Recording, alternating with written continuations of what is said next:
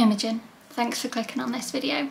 Today I'm back with another of my current propagation series. I think the last one I did of these was a few months ago. So I've got lots of new propagations to show you, including some that I think might be ready to be planted up. So carry on watching if you'd like to see what I'm propagating in July. I have some propagations in water, which tends to be my kind of favoured method, and also some in perlite, which is a bit of a newer technique for me. Looking at the water ones first. In this jar I have some aluminium plant or caderi, something like that. I have 2 cuttings and they are really well rooted, definitely overdue a sort of pot of soil, so water propagation is sort of really great for these. Some are a little bit sunburned and crispy on the edges. I have had these quite close to a window where it gets lots of sun,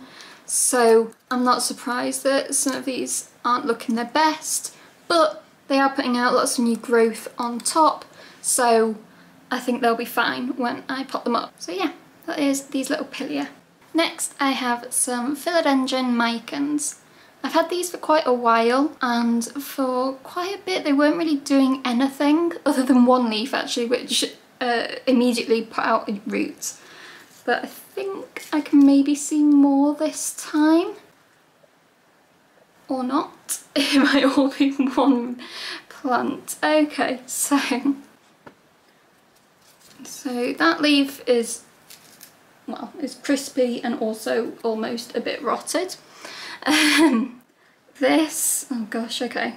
No, I hoped that I had more roots, but no, this is just on this one stem there. So there is all of that one's roots. I think this must have been the same one that had lots of roots before. I kind of left it in with the other leaves to, I don't know, try and encourage them, but that didn't seem to have worked and it just seems to have grown more roots. Obviously these are going to be water roots, so I might try this in leca or pon rather than going straight into soil, and maybe keeping it quite hydrated so that it doesn't sort of shock immediately going from water propagations for maybe 6 weeks, 8 weeks, and going into soil, which is obviously a much drier medium. So I'm going to do that with this one.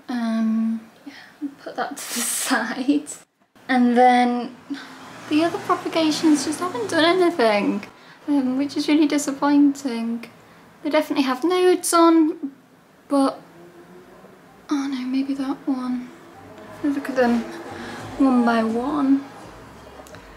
That one, I can't see anything. Might actually be a new growth point coming, which would normally be good, but it doesn't have any roots. Next, this one, the leaves are looking a bit sorry on this. Nothing I can see on there. The little sort of black parts. It's maybe even rotted a bit, but I'll keep it in water for now. And this third one, again there's a new growth point right there, but no roots. The leaf on this one is also looking a bit sad as well. And all of these do have maybe a few sort of yellow specks on them. This is paint, it's not anything to do with the plant, it's not disease or anything.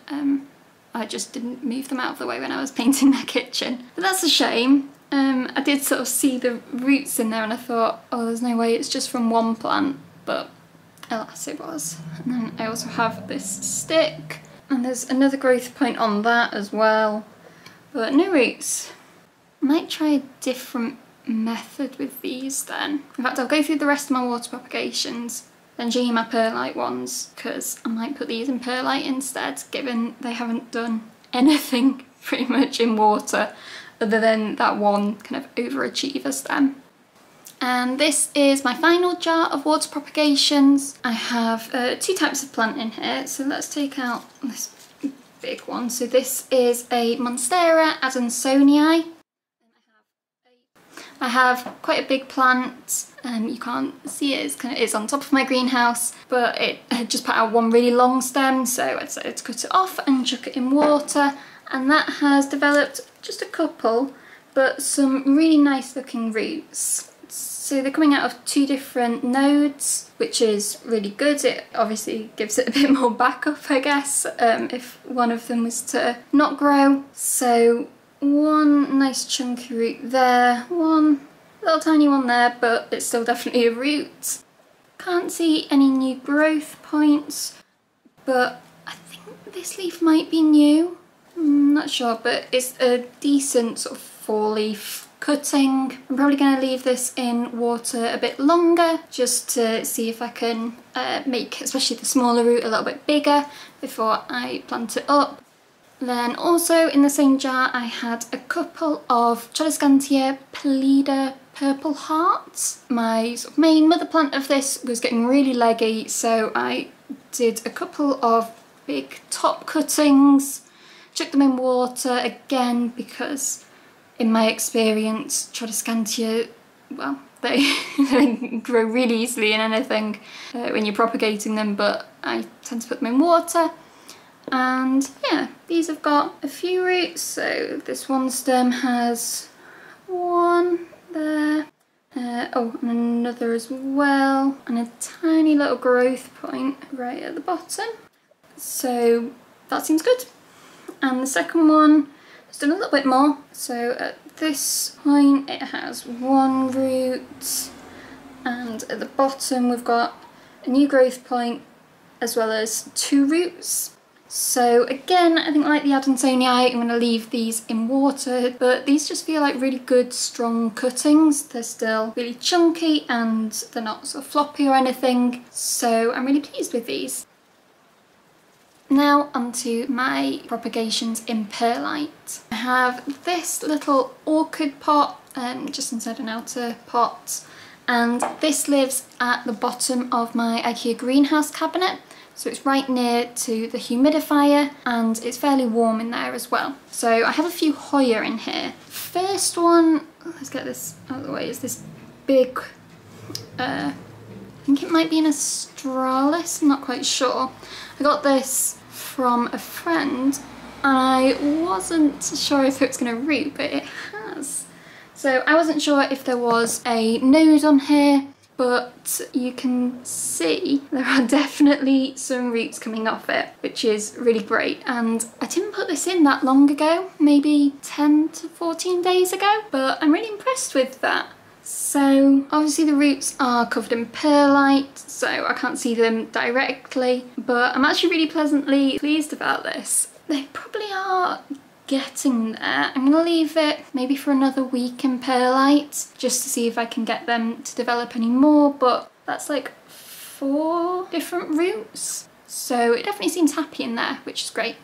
I'd actually kind of just plonked that in here just for somewhere to put it, because in here are a load of Hoya Curtisii cuttings. I usually call this plant Curtisii, but I know it's Curtisii. So my main mother plant of this was quite an expensive one. When I get a sort of new, slightly more expensive plant, I quite like to take cuttings, if that's possible, just as kind of insurance. These probably have been in here quite a while, maybe a couple of months, but I can see some roots. So as a comparison, this is my main mother plant with lots of lovely strands, and you can see how there are tiny roots coming off along each of the vines. So these cuttings, I basically made sure that there was already some aerial roots on the bit that I cut, and they seem to have developed more substantial roots.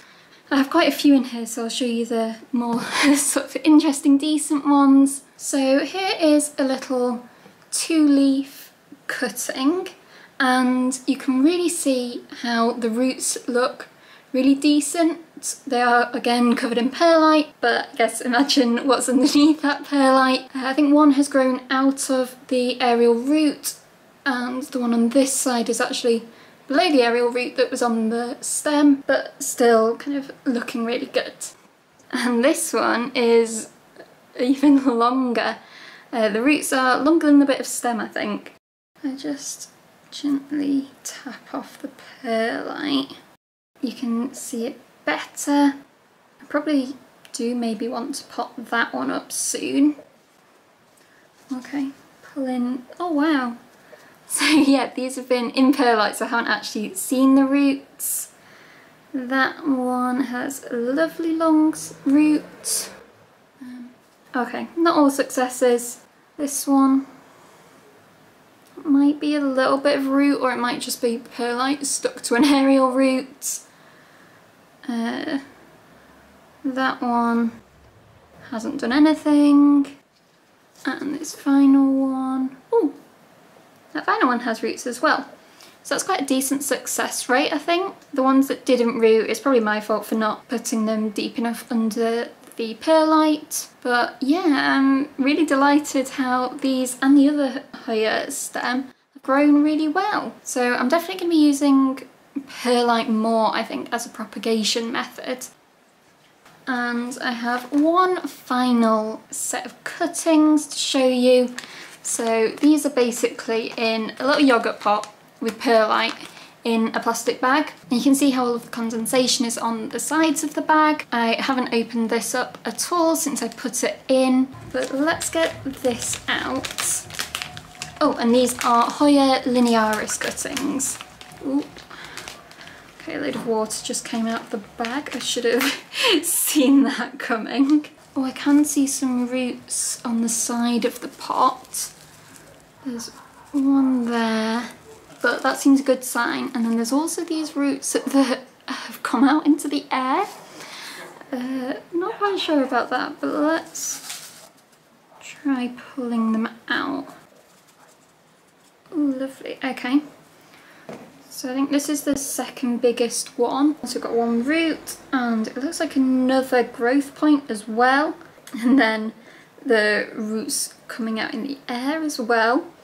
Not sure if I was expecting that. This larger one, oh, that's looking nice. We've got another root there. I am worried that I might have pulled it away from another root because it's quite wedged in there, but yeah, we've got another root to go at and another growth point as well, and also these roots on the top.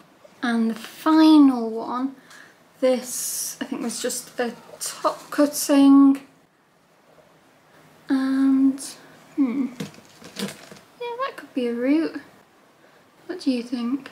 It's a bit of perlite stuck to it, not sure, but I think that's something. It's not rotted or anything, so I guess that's good. So yeah, they're my Linearis. Definite successes on these, although oh no, maybe they're not roots, maybe they're new stems, like new runners. No, I think they definitely look like roots to me. Yeah, maybe they're stems, but if you know, then yeah, let me know. And there's the other one, I'm not sure. Feel quite sturdy. Don't know. But again, I'm kind of treating those as quite a success, given all three look to have done something and haven't rotted. I think again I'm gonna leave them in perlite and that bag, which seems to be a good method. I've basically just ignored them and they've rewarded me with roots and even a couple of new growth points. The final thing I want to do is take some propagations of my beautiful satin pothos or Scindapsus pictus argyrius. I've been putting this off for ages, but I know that I need to do it. It's massive. I think I talked about this in my recent repotting video. So I have this stem here, which I think is the longest and has a couple of bald bits with no leaves. So yeah, let's just cut that. There's one. I'll do that. So I've got a stem with a node, and then this stem with one node and all of the leaves. And I have another longish vine here. I've got it a bit tangled. Yeah, it's that one. So again, the same thing where I've got two nodes with no leaves on, so let's cut you there. and cut you there. Okay, so there are my two stem cuttings, each with a node, and these are my two kind of longer vines, each with one sort of bald node at the end, but obviously along all of the leaves it's got loads more. So I think what I'm going to do now is pot up the aluminium plants and that one overachieving Micans cutting, and I'll also propagate these as well. I'm going to do that off camera to not make this video any longer, but you will be able to see them when I do my next propagations update. And that's going to be it for today's video. As always, I really hope you enjoyed it. If you did, then I'd love it if you considered liking this video or subscribing to my channel for regular planty content every week, and I will see you in my next video. Bye!